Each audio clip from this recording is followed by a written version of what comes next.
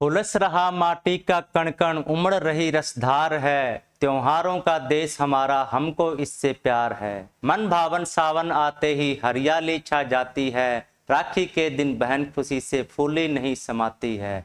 घर बाहर झूले ही झूले, गाते राग मल्हार हैं। त्योहारों का देश हमारा, हमको इससे प्यार है। नमस्कार, मैं विनोद कुमार रंग रंगीली धरती राजस्थान को प्रणाम करते हुए स्वागत करता हूं आप सबका अभिनव कैरियर एकेडमी के यूट्यूब चैनल पर। जैसा कि हम राजस्थान अध्ययन की सामान्य जानकारी के अंदर राजस्थान की साहित्य, कला और संस्कृति के बारे में अध्ययन कर रहे हैं, तो आज का जो अपना विषय रहेगा राजस्थान के त्योहार। राजस्थान के त्योहार, अनेक प्रकार के त्योहार अपने देश में, राजस्थान में मनाए जाते हैं। हिंदुओं के त्योहार, मुस्लिम त्योहार, ईसाइयों के, सिखों के, बौद्ध के, जैन के, प्रत्येक वर्ष अलग अलग तरह के त्योहार हम मनाते हैं। और उसी के अंदर अगर आज का जो अपना विषय रहेगा वो है हिंदुओं के त्योहार। अगर हिंदुओं के त्योहार की अपने बात करें तो सबसे पहले अपने को जानना चाहिए कैलेंडर। भारत में जो है 3 तरह के कैलेंडर प्रचलित हैं। एक को बोलते हैं ग्रिगोरियन कैलेंडर, ये जो अंग्रेजी कैलेंडर है उसका नाम है। अंग्रेजी कैलेंडर जो जनवरी से शुरू होता है और दिसंबर तक चलता है, 1 जनवरी से 31 दिसंबर। ये ग्रिगोरियन कैलेंडर है जिसका उपयोग अपने करते हैं। रोज की जो अपनी दिनचर्या है उसमें तारीख वार जो भी चलते हैं वो इसके हिसाब से चलते हैं। और अगर अपने बात करें राष्ट्रीय पंचांग की, क्योंकि जब अपना संविधान लागू हुआ तो हमने बहुत सी चीज़ों को अपनाया, राष्ट्रीय प्रतीक चिन्हों को अपनाया, राष्ट्रीय ध्वज को अपनाया। उसी प्रकार राष्ट्रीय पंचांग भी अपनाया गया। कब? 22 मार्च 1957 को। 22 मार्च क्यों? क्योंकि ये जो शक संवत का जो कैलेंडर है ये अपना राष्ट्रीय पंचांग है और इसकी जो शुरुआत हुई थी वो मतलब शुरुआत महीने की जो शुरुआत होती है इसके महीने की, इसी के वही, इसके महीने में वही है चैत, वैशाख, जेठ, आषाढ़, श्रावण, भाद्रपद। इस तरह से, जिस तरह से विक्रम संवत के जो महीने होते हैं उसी प्रकार 12 महीने थे, लेकिन इसकी शुरुआत 22 मार्च से शुरू होती है। 22 मार्च या कभी कभी 23 मार्च। शक संवत का जो कैलेंडर है वो कौन सा कैलेंडर है? ये इसका जो निर्माण हुआ वो 78 ईस्वी में हुआ। 78 ईस्वी में कुषाण शासक कनिष्क के काल के अंदर इसको अपनाया गया था। और भारत में राष्ट्रीय पंचांग के रूप में कब अपनाया? 22 मार्च 1957 को। ये है विक्रम संवत। जो हमारा कैलेंडर है हिंदू रीति रिवाज जिससे हैं, जिसमें व्रत आते हैं, जिससे त्योहार हम मनाते हैं, जिनके अनुसार वो जो है ये होता है विक्रम संवत। और इसका जो निर्माण हुआ वो 57 ईसा पूर्व में हुआ था। अब एक समस्या आती है, क्या है ईसा पूर्व और क्या है एडी बीसी? इस तरह से जो लिखा था इसमें लगभग कंफ्यूजन रहती है कि एडी कौन सा है, बीसी कौन सा है, क्या अर्थ इनका होता है। तो एक बार अपने इनके बारे में अगर पढ़ें,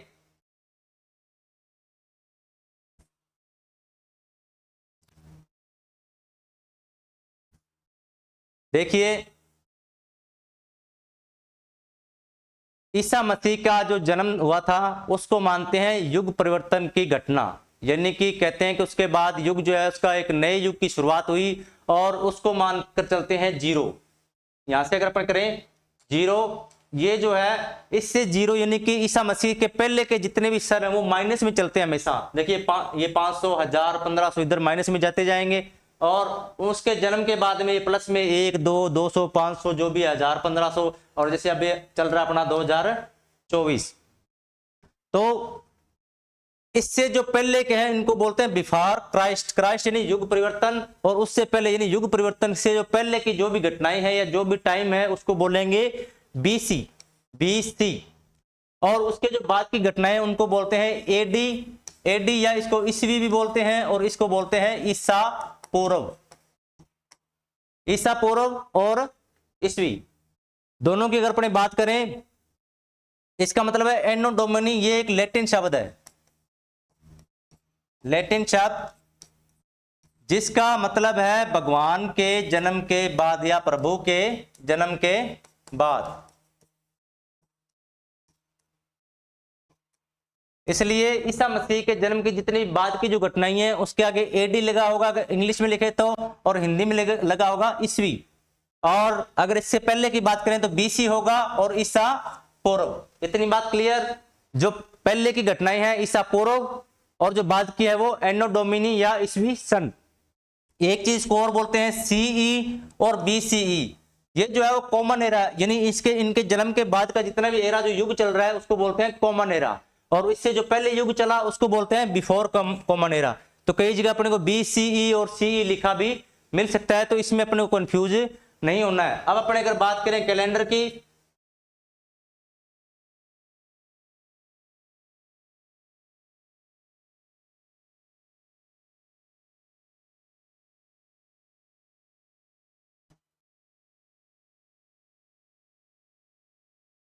वापस आते हैं अपने कैलेंडर देखते हैं। अब देखिए 78 ईस्वी यानी कि जन्म के ईसा मसीह के जन्म के बाद इसका निर्माण किया गया या इसको बाद में लागू किया गया। कौन से को? शक संवत को। विक्रम संवत, संवत मतलब ये कैलेंडर जो चला जब से, ठीक है। ये देखो ईसा पूर्व यानी कि ये जन्म ईसा मसीह के जन्म से 57 साल पहले इसको लागू कर दिया गया था या इसका निर्माण कर लिया गया था। तो अब अगर अपने बात करें, ये चल रहा है सन 2024। अगर अपने इसमें देखना चाहें कि विक्रम संवत कौन सा है, तो क्योंकि ये 57 साल पहले से चला आ रहा है, इसलिए जो वर्तमान काल है उसके अंदर अपने 57 जोड़ देंगे। क्या कर देंगे? जोड़ देंगे, ठीक है।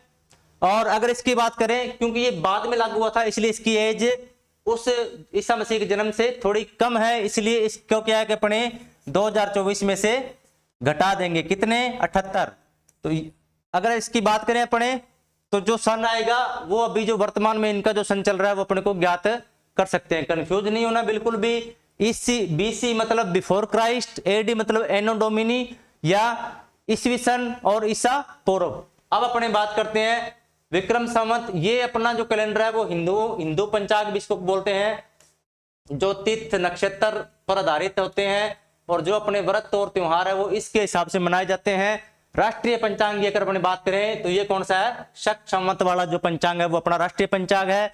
और ग्रिगोरियन कैलेंडर कौन सा है? जो अंग्रेजी कैलेंडर है जो पूरे विश्व में चलता है उसको बोलते हैं ग्रिगोरियन। अपना राष्ट्रीय पंचांग शक संवत, और जो अपने जो रीति रिवाज या जो त्योहार है वो किसके हिसाब से आते हैं? विक्रम संवत के हिसाब से। क्लियर? अब अपने बात करते हैं त्योहारों की। सबसे पहले सावन महीने के अंदर जितने भी त्योहार आते हैं अपने उनको पढ़ेंगे, फिर भाद्रपद, फिर आश्विन और फिर कार्तिक। 4 महीनों के जो त्योहार है वो अपने इस कक्षा में पढ़ेंगे। महीनों के हिसाब से अगर अपने पढ़ेंगे तो इनको आपस में क्या है कि समझने में आसानी होगी। और आपसे निवेदन है कि ये जो पीडीएफ है इसको आप अपने नोट्स के रूप में भी बना के रख लेवे। एक बार पढ़ोगे, एक बार लिखोगे, इतने में जो भी कंफ्यूजन इनकी रहती है, शुक्ल पक्ष, कृष्ण पक्ष, वो सारी अपनी दूर हो जाएगी। इसमें अगर देखें, देखिए कृष्ण पक्ष और शुक्ल पक्ष दो चीजें हैं। चंद्रमा की 16 कलाओं पर आधारित होता है। चंद्रमा पूर्णिमा को अपना पूर्ण रूप में दिखाई देता है। जैसे ये चंद्रमा पूरा कब दिखता है? पूर्णिमा के दिन। फिर ये धीरे धीरे घटना शुरू हो जाता है, करते करते करते करते करते जब अमावस आती है तो ये बहुत ही कम या ना के बराबर दिखता है। इसी प्रकार फिर बाद में ये बढ़ना शुरू हो जाता है, थोड़ा और दिखेगा, फिर और दिखेगा, और पूर्णिमा को ये पूरा दिखेगा। तो ये जो 16 कलाएं हैं इसके ऊपर अपना आधारित होता है। इसमें भी 30 दिन होते हैं, लेकिन 15-15 दिन की 2 तारीख, जैसे अंग्रेजी महीने में तारीख चली 1 से लेकर 30 तक आई, फिर तारीख चली 1 से लेकर 30 या 31 तक चली, लेकिन इसके अंदर एक महीने में 2 बार जो है वो तारीखें चलती है, तिथि जिनको अपने बोलते हैं। प्रतिपदा, द्वितीया, तृतीया, चतुर्थी, पंचमी, षष्ठी, सप्तमी, अष्टमी, नवमी, दसवीं, एकादशी, द्वादशी, त्रयोदशी, चतुर्दशी और अमावस। अमावस के बाद फिर प्रतिपदा चले, और जब चतुर्दशी के बाद में अगली जो 15 आएगी तिथि उसको बोलते हैं पूर्णिमा। यानी एक बार अमावस पहले और पूर्णिमा बाद में। जो पहले पक्ष चलता है उसको बोलते हैं कृष्ण पक्ष, यानी काला पक्ष या अमावस वाला पक्ष। और दूसरा जो पक्ष चलता है उसको बोलते हैं शुक्ल पक्ष। कृष्ण पक्ष पहले वाला और शुक्ल पक्ष बाद वाला। तो श्रावण महीने में अब देखो पहला जो व्रत है वह कामिका एकादशी, ये व्रत है एक। और कब आता है? देखो श्रावण कृष्ण, कृष्ण का मतलब पहला पखवाड़ा, और एकादशी का मतलब 11। देशी भाषा में अपने इसको 11 भी बोलते हैं, द्वादशी को 12 बोलते हैं, ठीक है। इस तरह से इसको अपने देशी भाषा में ये शब्द जो है यूज करते हैं। विष्णु भगवान की पूजा की जाती है और सबसे उत्तम व्रत इसको माना जाता है, किसका? विष्णु भगवान का। अगले अगर अपने बात करें हरियाली अमावस। हरियाली अमावस क्योंकि नाम से हरियाली है और सावन का महीना पूरा हरा भरा होता है, तो इतना इसमें कंफ्यूज नहीं होना है। हरियाली हमें सावन में आएगी। अमावस्या इसका मतलब ये जो 15वां दिन है शुरुआत का, उसके दिन आई। ठीक है, पीपल की पूजा इस दिन की जाती है। और वृक्षारोपण है तो ये उपयुक्त है, क्योंकि सावन का महीना बरसात का महीना होता है और इसमें जो है वो पर्याप्त नमी पौधों को मिलती है और पौधे जो है जल्दी विकसित होते हैं, इसलिए इस दिन इसका विशेष महत्व है। वृक्षारोपण इस दिन करना शुभ माना जाता है। इसके बाद सावन के महीने का अगर कोई बड़ा त्योहार है तो उसको बोलते हैं श्रावणी तीज या छोटी तीज। दो प्रकार के तीज है, एक बड़ी तीज, एक छोटी तीज। छोटी जो तीज है वो सावन में आती है। सावन का देखो कौन सा पक्ष, ये था कृष्ण पक्ष, खत्म हो गया और अब आ गया शुक्ल पक्ष। और इसकी जो तृतीया यानी जो 3 तारीख है या तिथि जो 3 है, उसको होती है सावन की छोटी तीज। और ये जो है प्रमुख त्योहार है, प्रमुख रूप से जो तीज मनाई जाती है वो ये है। छोटी नाम छोटी है लेकिन ये प्रमुख तीज यही है। और इस क्योंकि सावन के महीने से त्योहारों का आगाज माना जाता है और जो गणगौर है वो अंतिम त्योहार माना जाता है। तो एक कहावत भी प्रसिद्ध है इसमें, देखो, तीज त्योहारा बावड़ी ले डूबी गणगौर। यानी जो तीज है वो त्योहारों के लेके बावड़ी यानी आई, और जो गणगौर है वो उनको लेके वापस से चले गई। 2 सवारियां इस दिन प्रसिद्ध है। देखो, एक तो है तीज माता की सवारी, कहां की प्रसिद्ध है? जयपुर की।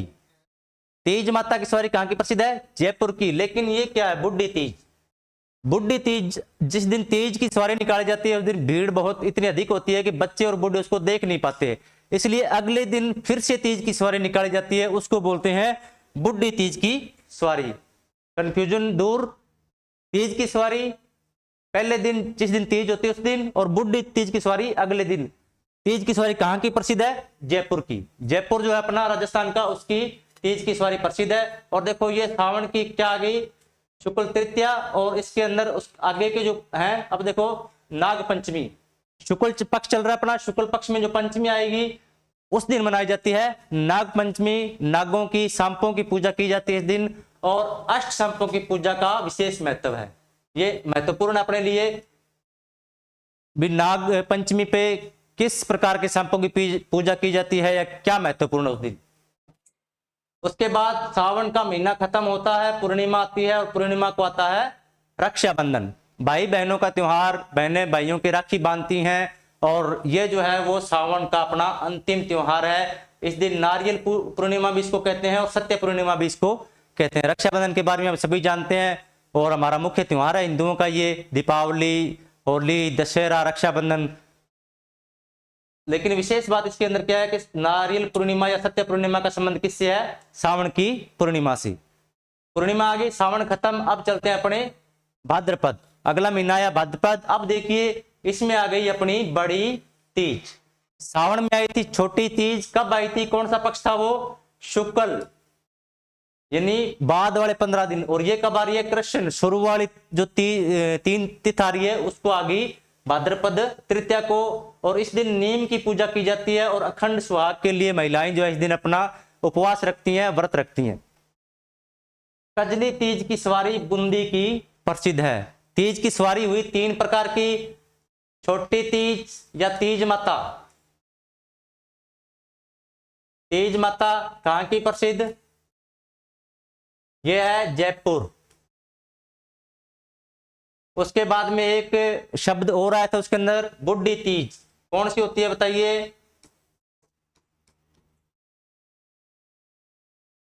तीज से जस्ट अगले दिन जो सवारी निकल जाती है, अगले दिन की सवारी।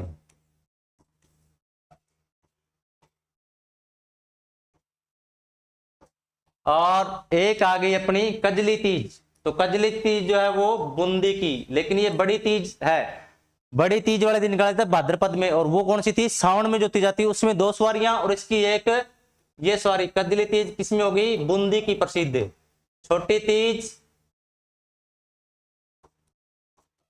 जयपुर की। ठीक है, अब अपनी बात करें अगला त्योहार या व्रत, ये आता है कृष्ण जन्माष्टमी। भगवान कृष्ण का जन्म दिवस मनाते हैं। इस दिन मंदिरों में झांकियां निकाली जाती हैं और पूरे दिन उपवास रखा जाता है, और जन्म के बाद 1 बजे बाद उनकी पूजा अर्चना करके खुशियां मनाकर व्रत को खोला जाता है। तो ये आता है देखो भाद्रपद की कृष्ण पक्ष अष्टमी यानी 8 तिथि। 8 तिथि को आ गई कृष्ण जन्माष्टमी। कौन सा पक्ष चल रहा है अभी? कृष्ण पक्ष। उसके बाद आता है गणेश चतुर्थी। चतुर्थी यानी 4 तारीख कौन सी? शुक्ल पक्ष की। पहले चल रहा था कृष्ण पक्ष, कृष्ण पक्ष की अमावस्या खत्म हुई, प्रतिपदा आई, द्वितीया तृतीया और उसके बाद में आ गई चतुर्थी। और चतुर्थी को हम मनाते हैं गणेश चतुर्थी। क्या किया जाता है इस दिन? मूर्ति की स्थापना की जाती है। जो अपने घर में गणेश जी की प्रतिमा का जो सजाते हैं और उसकी जब स्थापना करते हैं, ये गणेश चतुर्थी के दिन की जाती है। और 10वें दिन यानी 10 दिन तक पूजा अर्चना चलती है। और 10वें दिन क्या आएगी? चतुर्दशी। और उस दिन अपने इसकी विसर्जन करते हैं। किसका? जो मूर्ति अपने घरों में स्थापना करते हैं उसकी। अब आगे चलते हैं। एक आता है देखो शुक्ल पक्ष चल रहा है अपना। शुक्ल पक्ष में एकादशी यानी 11। कौन सी तिथि है ये? 11। 11 होती है जल झुलनी एकादशी। जल झुलनी, देव झुलनी और एक नाम इसका और भी है डोल 11। 3 नाम है इसके। कौन सी है ये? देखो शुक्ल पक्ष की एकादशी यानी जो अगला पखवाड़ा है भाद्रपद का, उसके अंदर जो 11 तारीख आएगी उसमें डोल 11, देव झुलनी या जल झुलनी। वामन अवतार की पूजा। किसके वामन अवतार की? विष्णु के। भगवान विष्णु है, उनका वामन अवतार है, उसकी पूजा इस दिन विशेष रूप से की जाती है। उसके बाद में आई अनंत चतुर्दशी। देखिए चतुर्थी आई थी गणेश चतुर्थी और उसके 10 दिन बाद क्या आ गई? अनंत चतुर्दशी। ये देखो शुक्ल पक्ष चल रहा है, चतुर्दशी ने 14 तारीख। और इसमें अनंत व्रत की पूजा की जाती है। पुरुष और महिलाएं दोनों इस व्रत को करते हैं। बाह में एक 14 गांठ वाला सूत का धागा पहनते हैं और 14 साल तक ये जो व्रत है वो चलता है। इसकी ये भी भगवान विष्णु से संबंधित। लेकिन एक काम इस दिन और भी किया जाता है। क्या किया जाता है? चतुर्थी को अपने गणेश जी की प्रतिमा की स्थापना की थी, उसको हो गए पूरे 10 दिन पूजा अर्चना की। और 10 के बाद आ गई 14। तो 14 को जो प्रतिमा है गणेश जी की, उसका विसर्जन हम कर देते हैं। गणेश जी की प्रतिमा का क्या करते हैं? विसर्जन, यानी इसको पानी में बहा देते हैं। कब? अनंत चतुर्दशी को, या जो एक शुक्ल पक्ष की चतुर्दशी आएगी उसको। और उसके बाद में शुरू हो जाते हैं श्राद्ध पक्ष। कब से चलेंगे? यह है शुक्ल। शुक्ल के बाद में पहले अमावस्या चलेगी और अब जो आ रही है वो पूर्णिमा। पूर्णिमा के दिन श्राद्ध शुरू होते हैं। श्राद्ध के बारे में अपने पहले पढ़ा था कि जो हमारे बड़े बुजुर्ग जो जिनकी मृत्यु हो चुकी है उनकी आत्मा की शांति के लिए, और हम क्या है कि 16 श्राद्ध रखते हैं। और जिस तारीख या जिस तिथि को हमारे किसी परिवार में मृत्यु थी उस दिन उसकी विशेष रूप से पूजा की जाती है और ब्राह्मणों आदि को दान दिया जाता है, खाना खिलाया जाता है, भोजन करवाया जाता है। ये श्राद्ध 16 होते हैं। कितने? 16 दिन तक चलेंगे। कब से कब तक चलेंगे? भाद्रपद की पूर्णिमा से शुरू हुए और जो अगला महीना रहा अश्विन, उसकी अमावस्या तक ये 16 श्राद्ध चलते हैं। अब आगे अश्विन महीना आ गया, भाद्रपद खत्म हो गया। अश्विन महीने के शुरुआत के 15 दिन क्या चल रहे हैं? श्राद्ध। कब तक? अमावस्या तक। जैसे ही अमावस्या खत्म हुई, शुक्ल पक्ष शुरू हुआ, कृष्ण पक्ष तो खत्म हो गया। शुक्ल पक्ष की प्रतिपदा 1 तारीख से लेके शुक्ल पक्ष 9वीं तक माँ दुर्गा के 9 रूपों की पूजा प्रत्येक दिन की जाती है। और 9 दिन जो है नवरात्रे अपने चलते हैं। ये मुख्य नवरात्रे होते हैं। नवरात्रे साल में 2 बार आते हैं। और माँ दुर्गा के 9 रूपों की पूजा। श्राद्ध खत्म हुए, श्राद्ध खत्म हुए, 1 तारीख आई। 1 तारीख आते ही एक प्रतिपदा से लेके 9वीं तक क्या चले अपने नवरात्रे। उसके बाद बीच में जो 8 आती है, इसमें जो 8 की तिथि आएगी उसको होती है दुर्गा अष्टमी। महादुर्गा जो है उसकी अष्टमी कब आती है? शुक्ल पक्ष, क्योंकि कृष्ण पक्ष में तो श्राद्ध चल रहे हैं। और शुक्ल पक्ष में क्या आया? अष्टमी आई। महागौरी की पूजा की जाती है, जिनको अष्टम दुर्गा या अन्नपूर्णा भी कहते हैं। अन्नपूर्णा देवी का संबंध किससे है? महादुर्गा से या माँ दुर्गा से। ये 9वीं तक चल रहे हैं। बीच में अपने दुर्गा अष्टमी भी आई और 10वें दिन क्या आ गया? दशहरा। भगवान राम रावण पर विजय की थी इस दिन, और ये विजय का प्रतीक है दशहरा। इसलिए इसको पूरे भारतवर्ष में हर्षोल्लास से मनाया जाता है। रावण के पुतले भी जलाए जाते हैं। और अपने जो विशेष इसके अंदर क्या है कि इस दिन किस वृक्ष की पूजा की जाती है? खेजड़ी वृक्ष की। कब आ रहा है? देखो शुक्ल पक्ष, क्योंकि शुक्ल चल रहा है, 10वीं आ गई तो खेजड़ी की पूजा इसके अंदर इसका विशेष महत्व है। उसके बाद में आ गई शरद पूर्णिमा। अश्विन महीना खत्म हो रहा है और शरद पूर्णिमा आ गई। शरद पूर्णिमा को कोजागरी पूर्णिमा या रास पूर्णिमा भी कहते हैं। भगवान कृष्ण ने जो सबसे बड़ी रास लीला रचाई थी वो इसी दिन रचाई थी, इसलिए इसको रास पूर्णिमा भी कहते हैं और कोजागरी पूर्णिमा भी कहते हैं। कार्तिक महीने के त्योहार अभी अपने सावन के पढ़े। सावन के अंदर सावन तीज से शुरुआत हुई, उसके पहले कुछ तो व्रत भी थी, हरियाली अमावस वगैरह, और सावन में हमने तीज पढ़ी, फिर भाद्रपद में भी तीज पढ़ी। सावन वाली छोटी तीज और भाद्रपद वाली बड़ी तीज। उसके बाद में गणेश चतुर्थी, अनंत चतुर्दशी, और करते करते वह अपने आ गए हैं कार्तिक महीने पे। कार्तिक महीने में जो पहला व्रत आता है वो आता है करवा चौथ का व्रत। कब आता है देखिए, कौन सा पक्ष है ये, कृष्ण पक्ष। तारीख क्या है, तिथि क्या है, 4। करक चतुर्थी भी इसको कहते हैं और करवों का दान किया जाता है। इस करक का मतलब भी करवा ही होता है। करक का मतलब क्या है, करवा, इसलिए करवा चौथ, करक चतुर्थी, ठीक है। और करवों का दान इस दिन महत्वपूर्ण माना जाता है। करवा चौथ में क्या करते हैं, जो महिलाएं हैं सुहागिन अपने पति की लंबी उम्र के लिए उपवास रखती हैं और चांद के निकलने पर उसको अर्घ्य देकर और उसके बाद में जो अपना उपवास खोलती हैं, और इस प्रकार से ये हुआ करवा चौथ। ये चतुर्थी आई, उसके बाद में आ गई अष्टमी, इसको बोलते हैं अहोई अष्टमी। ये भी एक प्रकार का व्रत है। कौन सा पक्ष चल रहा है अपना, कृष्ण पक्ष। 8 कोष्टक की ऐसे दीवार पे एक पुतली बनाई जाती है, ऐसे यूं 8 कोष्टक होंगे, उसके अंदर ऐसा कुछ होगा, उसकी पूजा की जाती है और महिलाएं इस दिन व्रत रखती हैं। उसके बाद आई तुलसी एकादशी। एकादशी का मतलब 11। कौन सी 11 है ये, कृष्ण पक्ष की 11, यानी जो पहले पखवाड़े की जो 11 है वो। देखो इसको रमा एकादशी भी बोलते हैं। और तुलसी जो पौधा है वो विष्णु प्रिया, उसका नाम विष्णु प्रिया भी है, उसका प्राय कह लीजिए, या अगर संबंध पूछे कि विष्णु जी से किस पौधे का संबंध है, या तुलसी जो है किसको पसंद है, विष्णु जी को पसंद है, तो इसलिए इसको कहते हैं विष्णु प्रिया। रमा एकादशी, रमा लक्ष्मी का भी एक नाम है, इसलिए इसको रमा एकादशी भी कहा जाता है। और उसके बाद देखिए अब आगे दिवाली का जो सीजन आता है उसमें 4-5 दिन तक कंटिन्यूस अपने जो कोई न कोई त्योहार रोज चलता है। शुरुआत होती है धनतेरस से, क्योंकि कार्तिक का महीना चल रहा है, कृष्ण पक्ष चल रहा है। कृष्ण पक्ष की जो अमावस्या आएगी उस दिन दिवाली होगी, लेकिन उससे 2 दिन पहले क्या होती है, कार्तिक कृष्ण त्रयोदशी को धनतेरस के रूप में अपने मनाते हैं। इस दिन अपने खरीदारी करना शुभ माना जाता है, बर्तनों की भी खरीदारी की जाती है, और मुख्य रूप से धनवंतरी जो है इनकी पूजा की जाती है। धनवंतरी कौन है, ये हमारे जो आयुर्वेद है उसके जनक हैं, आयुर्वेद के जनक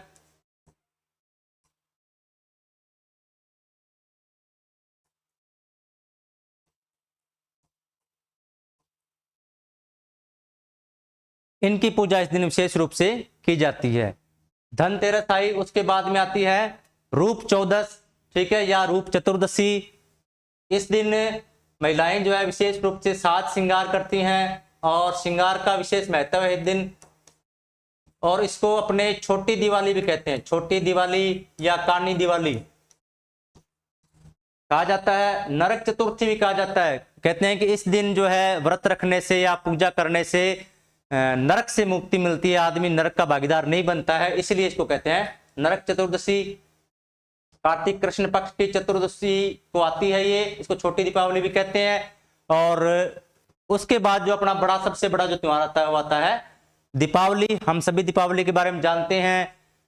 कार्तिक अमावस्या को मनाई जाती है, घर में साफ सफाइयों से पहले 20 दिन 25 दिन पहले तैयारियां शुरू हो जाती हैं। और क्यों मनाई जाती है, क्योंकि भगवान श्री राम अपने 14 वर्ष का वनवास पूर्ण करके अयोध्या वापस आए थे, और उनकी खुशी में आगमन की लोगों ने जो है वहां के घर घर दीप जलाए, रोशनी की, ठीक है, पटाखे चलाने का भी रिवाज है।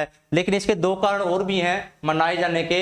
एक तो यह है कि भगवान राम का अयोध्या लौटना, दूसरा भगवान कृष्ण ने दुर्दांत नाम का एक असुर था, राक्षस है, उससे कन्याओं का जादा कराया था। 16,000 कन्याएं उसकी कैद में थी, और भगवान कृष्ण से उनका युद्ध हुआ, और विजय करके युद्ध में उन्होंने क्या है कुछ असुर से उन कन्याओं को आजाद करवाया था। तो इसलिए भी दीपावली मनाई जाती है। एक कारण हो रहा है, सम्राट जो विक्रमादित्य थे अपने, उन्होंने शक वो होन जो विदेशी आक्रमणकारी थे उनको परास्त करके भारत से बाहर कर दिया था, तो इसकी खुशी में भी दीपावली मनाई जाती है। तो 3 कारण हुए, तीनों अपने को याद रखने हैं। दीपावली के जस्ट अगले दिन सुबह जो पूजा होती है वो होती है गोवर्धन की पूजा, कार्तिक शुक्ल प्रतिपदा। देखिए अमावस थी, अमावस के बाद में अगला पखवाड़ा चल पड़ा और प्रतिपदा यानी एक तिथि आ गई है, इसको अन्नकूट भी कहते हैं। गोवर्धन पूजा को क्या कहते हैं? अन्नकूट। और नाथ द्वारा का अन्नकूट जो है वो प्रसिद्ध है अपने। ये आया, उसके बाद में अगले दूसरे दिन क्या आ गई? ये रामनवमी भी इस दिन होता है, दिवाली की बाद जो होती है ना राम राम सा, राम राम सा, तो ये रामनवमी इसी दिन करते हैं अपने। और सुबह सुबह होती है गोवर्धन की पूजा। और उसके बाद में आ गया भैया दूज, जस्ट अगले दिन भैया दूज। ये भी भाई बहनों का जैसे रक्षाबंधन का त्योहार है, इस दिन बहनें जो है भाइयों के टीका लगाती है और उनकी मंगल कामना के लिए उनकी पूजा करती हैं, और इस तरह से मनाया जाता है भैया दूज। और कार्तिक शुक्ल द्वितीया को मनाया जाता है, इसको यम द्वितीया भी कहते हैं। क्यों कहते हैं? क्योंकि यमराज जो हैं वो मृत्यु के देवता माने जाते हैं और अपनी बहनों के घर उस दिन ये गए थे इस दिन, इसलिए इसको बोलते हैं यम द्वितीया। आगे अगर अपने बात करें गोपाष्टमी, द्वितीया चल रही थी, द्वितीया के बाद में क्या है अभी अष्टमी। ये कार्तिक शुक्ल अष्टमी को इस दिन गायों का गो मतलब गायों का श्रृंगार किया जाता है, क्योंकि अपने राजस्थान में भारत में हम कृषि को विशेष महत्व देते हैं और कृषि में हमारे गाय बैल हमारे साथी होते हैं। गाय प्रत्येक घर में पाली भी जाती है और सबसे जो प्रिय अपना अगर जानवर है तो वो गाय है, इसलिए गायों को उस दिन श्रृंगार किया जाता है, नहला धुला के और उनका पूरा श्रृंगार किया जाता है, इसलिए ये प्रसिद्ध है। कौन सी? गोपा अष्टमी। कब आती है? कार्तिक शुक्ल अष्टमी को। उसके बाद में जस्ट शुक्ल पक्ष ही चल रहा है अपना, और ये आगे आंवला नवमी, इसको अक्षय नवमी भी कहते हैं। और इस दिन जो दान है उसका विशेष महत्व है, दात्री नवमी या कुष्मान नवमी भी इसको कहते हैं। विशेष रूप से क्यों महत्व है इसका? इस दिन दान किया हुआ शुभ माना जाता है। उसके बाद में आगे कार्तिक की पूर्णिमा, एक आई थी दीपावली बड़ी या मुख्य। जो दीपावली कब आई थी? ये आती है अमावस्या को। एक और आ गई देव दीपावली, इसको छोटी दीपावली भी कहते हैं। छोटी दीपावली ये आ गई देव दीपावली। एक छोटी दीपावली आई थी, वो कौन सी थी?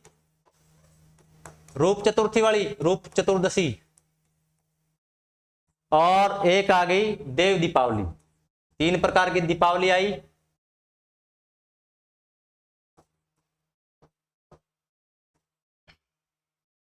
देव दीपावली या महापूर्णिमा भी इसको अपने कहते हैं, और त्रिपुरा पूर्णिमा भी कहते हैं। और भगवान शिव द्वारा त्रिपुरा राक्षस का वध इस दिन किया गया था, इसलिए इसको कहते हैं त्रिपुरा पूर्णिमा। हमने सावन के त्योहार पढ़े, उसके बाद में भाद्रपद के पढ़े, ठीक है, अश्विन के पढ़े, कार्तिक के पढ़े, कौन कौन से मुख्य त्योहार इसमें आए हमने दन किया। इस क्लास में इतना ही। आगे जो क्लास आएगी उसके अंदर अपने जो आगे जो बचे हुए महीने उनके त्योहार और मुसलमानों के त्योहार, ईसाइयों के त्योहार, सिखों के त्योहार, उनके बारे में अपने जानकारी लेंगे। और जब ये अपना टॉपिक खत्म हो जाएगा उसके बाद में अपने जो है वेशभूषा और जो ये टॉपिक बचे हैं उनके बारे में भी अपने अध्ययन करेंगे।